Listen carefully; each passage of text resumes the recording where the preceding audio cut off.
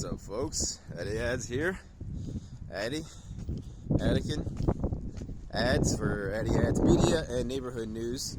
I'm on State Street today, in the capital of my home state in Wisconsin. Here, very close to Capitol Square, or as some would call it, Red Square. A little tongue-in-cheek there.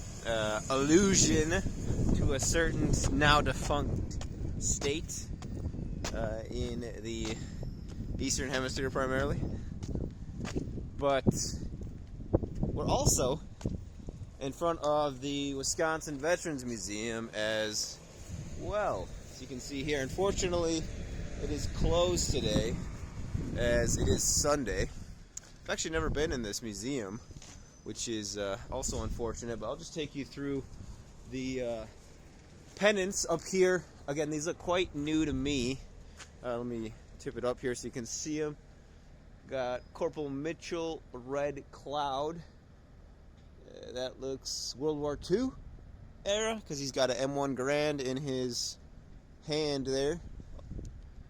And we got some more there. PO3 Dennis Thurman. And that looks Corporal Edwards Denomi. Maybe Civil War or Indian Wars, perhaps. And then let's go down here to the murals, which were created. Another cool piece of artwork. They were actually created quite recently, which is what I had suspected happened. And you might be able to figure out why. Wisconsin Veterans Mural Project there, again 2020, and it says the featured veterans and artists: Brian Foster, U.S. Army; John E. Smith, U.S. Marine Corps; James Groovy Cocroft, Navy; Major General Marcia Anderson, U.S. Army Reserve. If you're not at the table, you are on the menu. Bring glory, not shame, to your name each day. Let the words of my mouth bring you praise. And there's a poem there as well. And the reason I am discussing the Wisconsin Veterans Museum, primarily I'm interested in it for my own selfish reasons. I love learning about Wisconsinites' participation in the American Civil War, specifically through the Wisconsin 7th Regiment, which was present at Gettysburg. But that is definitely something I need to dive deeper into. However, as it pertains to our current situation geopolitically and in the greater scope of our own country and other countries internationally as well, someone close to me and much older than me asked me, how do you prevent a civil war?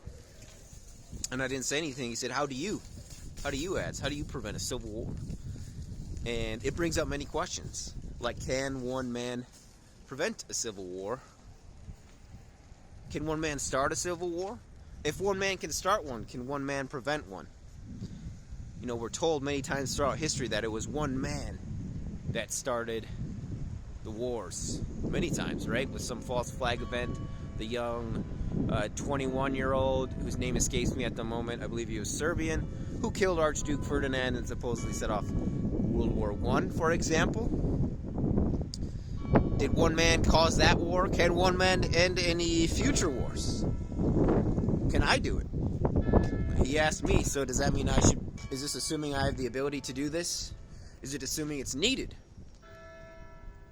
Well, that's probably an easier question to answer, because I think the question is pertinent, not only in 2020, but today in 2021 as well. 2021 additionally to that. Dialogue, open dialogue, I think is great. Asking questions, not being afraid to ask questions. And I think mindfulness, too, of knowing when there are flaws in your thinking. Flaws and biases in the questions you're asking. And fear. Being aware of fear. Not moralizing fear. Not moralizing cowardice. Not lying to yourself and saying that you're not afraid when in reality you are. These are all things to consider, and I think tools, truth, discernment, reason, it's a multifaceted answer to a seemingly simple question at the surface, but it's a question that can be unpacked for hours, so I'll leave it at 5 minutes. Stay frosty, folks, here in the land of milk and cheese and beer. Until next time.